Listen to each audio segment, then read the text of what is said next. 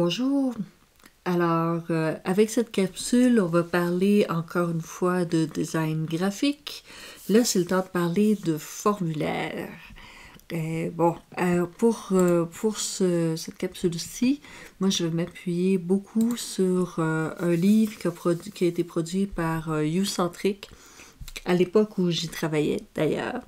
C'est un livre que YouCentric offre gratuitement aux gens qui s'inscrivent à leur liste d'envoi.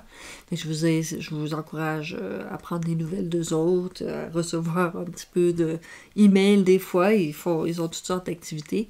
Mais c'est une espèce de form book qui sert à consulter rapidement pendant qu'on travaille. Parlons de formulaire. Alors, par formulaire, ce que j'entends, c'est n'importe quelle situation où est-ce qu'on est en interactivité avec les utilisateurs, où on leur demande de l'information. L'idée derrière le formulaire, c'est que c'est un petit peu comme c'est la manière la plus carrée, la plus archaïque, si on veut, mais mon Dieu, c'est la manière qu'on a d'avoir une conversation avec nos utilisateurs. On leur demande des questions. Ils nous donnent des réponses. Alors, bonjour, c'est quoi votre nom? Alors, oui, mon nom, c'est Anne-Marie. Alors, il faut penser au formulaire comme effectivement quelque chose où est-ce que c'est une conversation. Ce que je vais faire, de manière générale, là, je vous présente les deux pages que je regarde. Après ça, je me rapproche un petit peu là, pour qu'on soit capable de lire quelque chose. Fait que une relation, dans la conversation, il faut l'imaginer comme une relation entre l'organisation et l'usager. Une relation qui n'est pas toujours facile parce qu'il y a une barrière en partant, c'est-à-dire il faut se parler à travers des pages web et tout ça. Votre organisation a besoin de l'information de l'usager, a besoin de alors que lui a besoin de vos produits, de vos services. Donc, c'est une relation qui dépend de la façon dont les questions sont posées et comment les usagers réagissent. Alors, quelques règles. Pour engager, posez le moins de questions possible au départ. Expliquez pourquoi vous avez besoin de ces informations-là. Qu'est-ce que vous allez faire? Évitez d'avoir des questions intrusives, bizarres, weird, qui ont l'air de partir pour aller dépouiller vos usagers de trop d'informations. Vérifiez si une partie de ces informations ne sont pas déjà disponibles dans l'organisation. Alors, avec des champs pré-remplis, si la personne à laquelle vous vous adressez est déjà un client de votre organisation. Évitez trop de questions de sécurité qui rendent les usagers perplexes et démunis.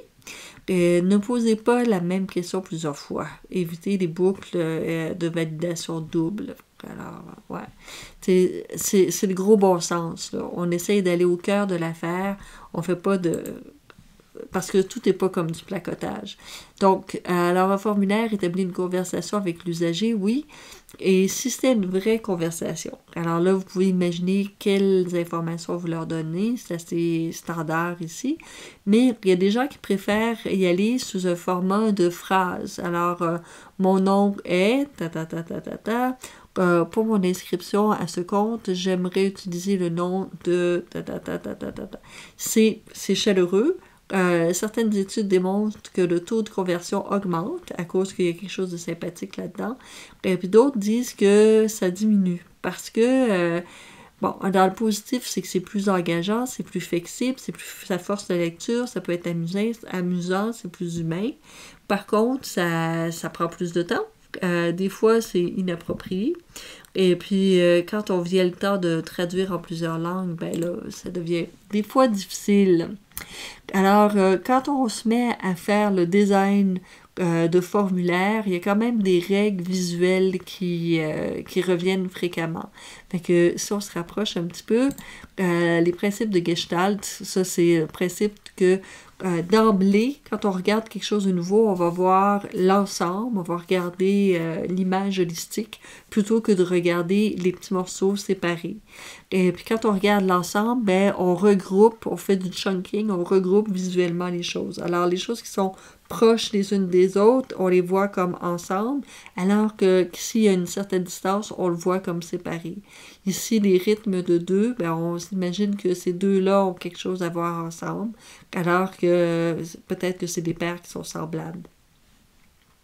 Le chunking, il y a quand même des règles à ça, c'est-à-dire que on peut voir les numéros de téléphone typiquement sont une bonne indication. C'est-à-dire que retenir 3 chiffres, 4 chiffres, c'est facile. Retenir 10 chiffres, c'est vraiment difficile. Alors, puis si on le fait en plus avec des symboles différents, ben, on va pouvoir se faire une histoire différente dans notre tête quand on retient ces choses-là. Fait que le chunking, ici, c'est une manière de faire. Puis, alors que cette page de dictionnaire-là, j'en ai parlé dans une autre capsule, ben, il y a des manières de séparer le contenu, puis de l'organiser visuellement, de sorte que on comprend c'est quoi la relation entre les morceaux de contenu différents.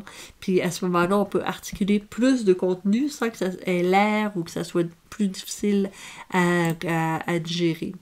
Les choses similaires ou les choses qui sont en ligne sont perçues comme appartenant au même groupe, alors qu'il y a des jeux fond-forme. On peut voir des balles, on peut voir aussi de cubes en blanc, un par-dessus l'autre. On peut voir un vase, on peut voir deux faces. On peut jouer avec le fond et la forme comme ça. Puis là, je sais pas si vous avez écouté la capsule sur la typographie, sur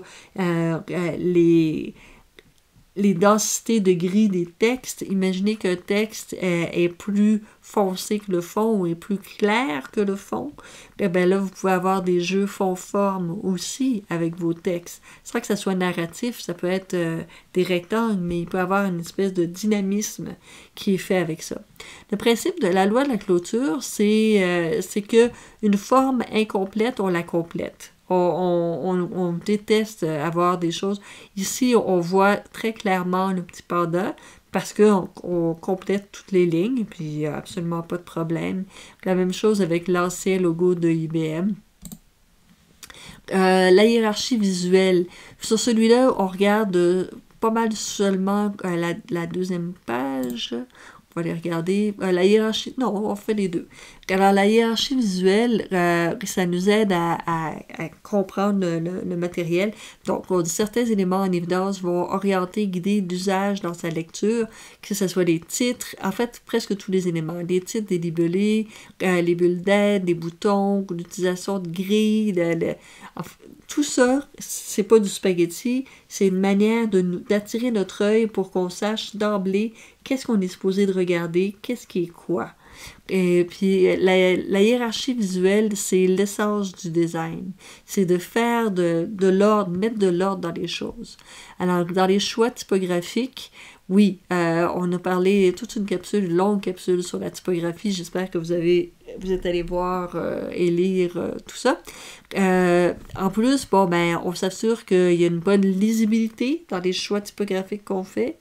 Le choix des polices, les corps des polices doit aller dans le sens de la nature du formulaire.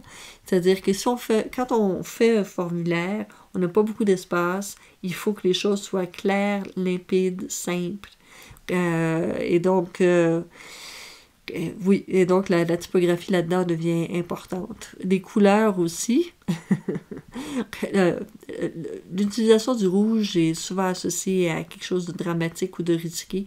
Fait que c'est sûr que c'est peut-être une couleur de l'image de marque, là, mais c'est quand même, ça reste une couleur difficile à gérer au niveau de l'ergonomie. Alors, les couleurs aident à établir les groupements, les relations entre les éléments d'interface. Les couleurs ont une grande influence sur la lisibilité. On aime mieux lire du blanc ou du gris du noir ou du gris sur du blanc. Ont une grande influence sur le symbolique dans différentes cultures du pays. Il faut faire attention. Et puis, ils ont un impact important sur l'accessibilité. Si on pense au fort pourcentage de la population qui sont en fait daltoniens. Donc, on s'assure que dans les gris ici, Quelqu'un qui serait daltonien aurait beaucoup de difficultés de discerner ce rouge-orange-là de ce gris-là, et ça deviendrait pratiquement illisible. Donc, les contrastes sont importants. C'est plus confortable de lire un plus haut contraste sans que ça soit un hyper haut contraste. C'est plus doux de lire qu'il y a un peu de gris, que ce soit juste noir sur blanc. Ça peut être très dur. Et puis, une manière de faire un test de ça, c'est avec le test de 5 secondes. On se fait des petits yeux, on regarde, et puis si en 5 secondes, on a une idée de quelle est la hiérarchie, qu'est-ce qui se dit où, quelle est l'importance des différents éléments, ben à ce moment-là, on a gagné notre pari de designer. On a gagné notre pari pour préparer donc les formulaires. OK, alors là, on va passer au module 5. Les premières pages qu'on a regardées faisaient partie du module 2, qui parlait de principes de design très généraux, qui ne sont pas uniques au formulaire. Mais dans le module 5, on va vraiment aux composants pour la saisie de données. Alors, ici, on commence avec les libellés à gauche des champs. Donc, si le libellé est loin, le champ est ici, le libellé est à gauche, il y a toute cette ligne rouge-là de distance, bien, il y a possibilité de se tromper puis d'aller écrire des choses qui ne sont pas associées au bon libellé. Donc, quand c'est trop loin, ça devient vraiment stressant. Les libellés à gauche, justifiés à gauche, ne sont pas recommandés. À droite, justifié à droite, et puis donc collé au champ, oui, ça pourrait aller parce que c'est tout proche qu'on voit. Puis là, avec un test de culométrie, on s'aperçoit que ça, c'est trop de voyagement, là. Donc, de passer de l'un à l'autre. Quand on parle de l'alignement des libellés, ben, si le libellé est très loin du champ, ça va pas. S'il est proche, c'est mieux. S'il est par-dessus, ouais. Encore faut-il qu'il y ait beaucoup d'espace entre lui et le prochain pour pas qu'on se mélange. À l'intérieur du champ, ça va, sauf qu'il ne faut pas le perdre quand on se met à taper. Puis là, ça s'efface, puis on ne sait pas qu'est-ce qu'on oublie. Qu'est-ce qu'on était supposé d'écrire là, si c'est toute l'adresse ou si c'est la ville ou quoi que ce soit. En dessous des champs, ça va, c'est aussi une très bonne place. L'importance, au-dessus, en dessous, c'est l'espacement entre un champ et le prochain qui devient important. Maintenant, si on s'amuse à regarder des études de oculométrie, beaucoup de distance à gauche, moins de distance à droite, pas mal sympathique. Au-dessus, c'est vraiment, il y a très peu de distance, c'est facile à comprendre. Ça ici, quand il y a une saccade aussi longue, là, ça peut être un petit peu difficile. Si on continue à regarder, donc, les libellés dessous les champs. Amusons-nous un peu. On va se rapprocher un petit peu.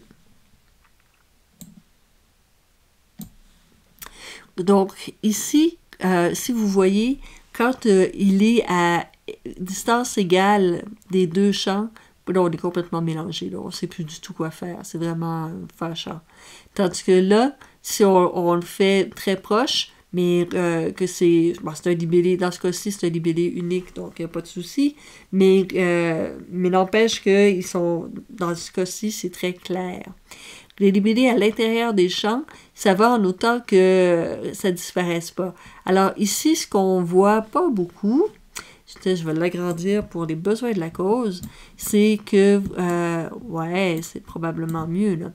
Alors ici, ça c'est la situation idéale. C'est-à-dire que le libellé est à l'intérieur, mais il est tout petit, puis quand on commence à taper, il fait juste se déplacer, et puis on voit qu'on veut juste le prénom, pas le prénom et le nom.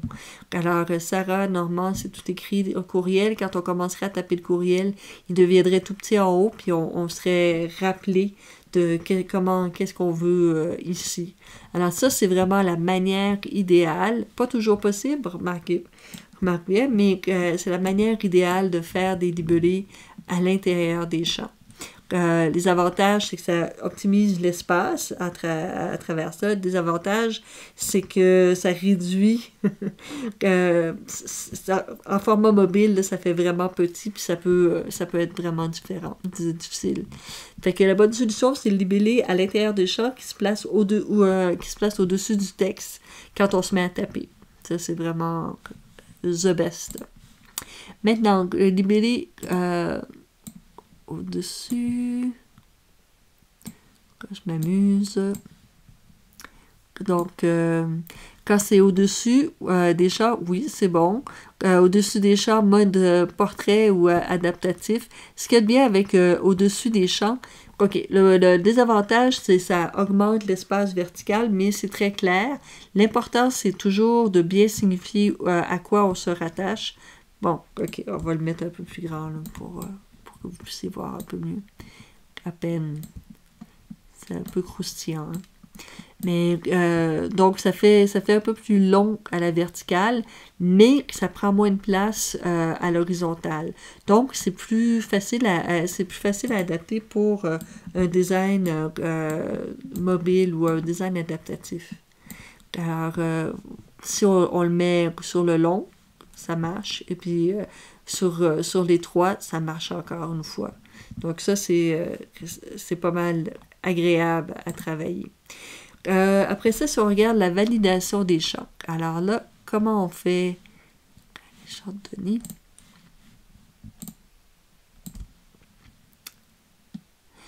Validation des champs.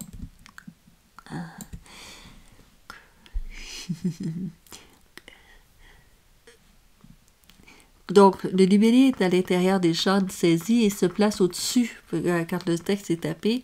Puis là, ce qu'on voit, c'est que si c'est pas à valider, mais que c'est requis, ben ça s'allume, ça nous le dit.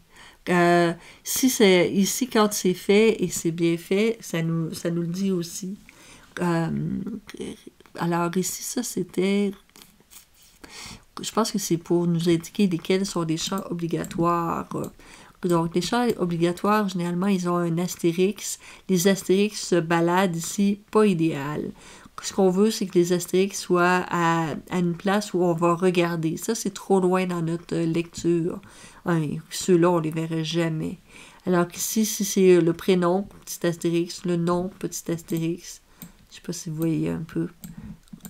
Donc, ça, c'est la manière claire de le faire. En général, indiquer les champs qui sont moins nombreux. S'il y a plusieurs de champs obligatoires, indiquer les champs optionnels et vice-versa. Donc,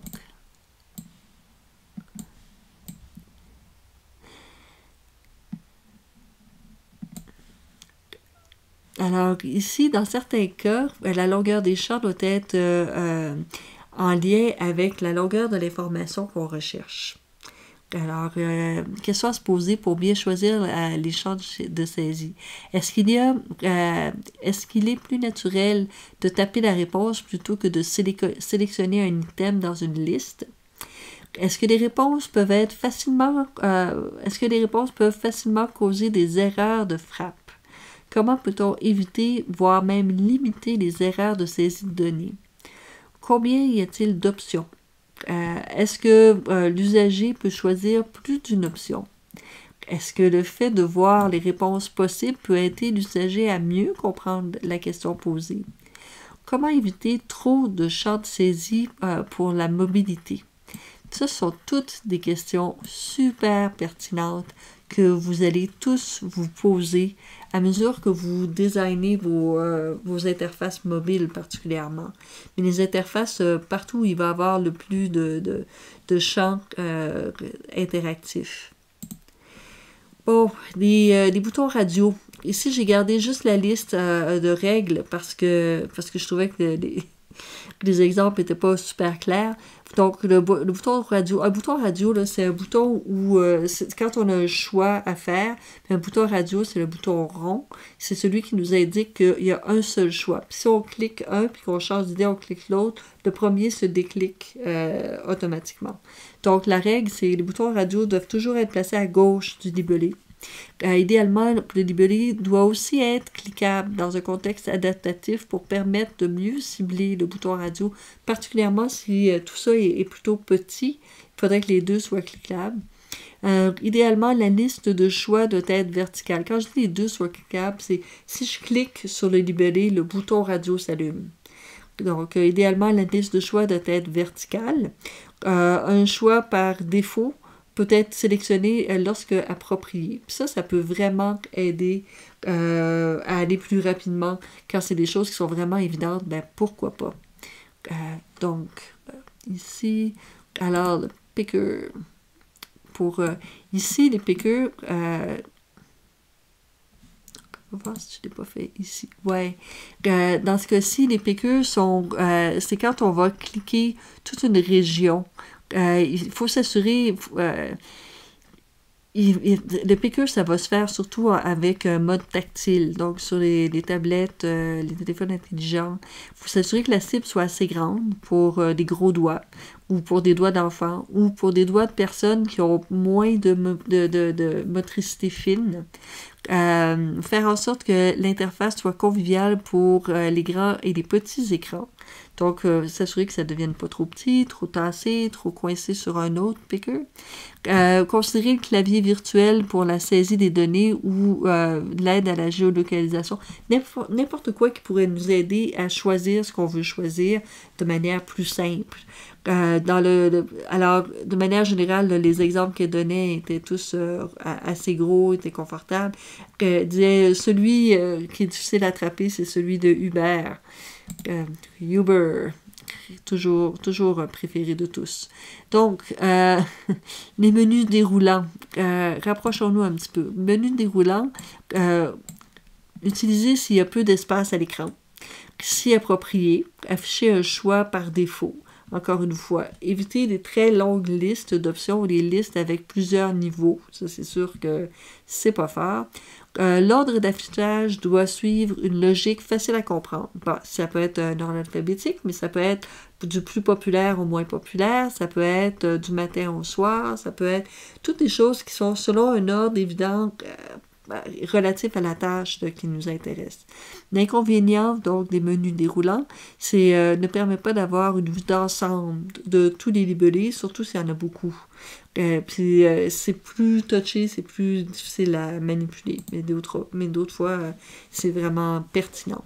Donc, les cases à cocher, la règle, c'est que ça doit toujours être placé à gauche.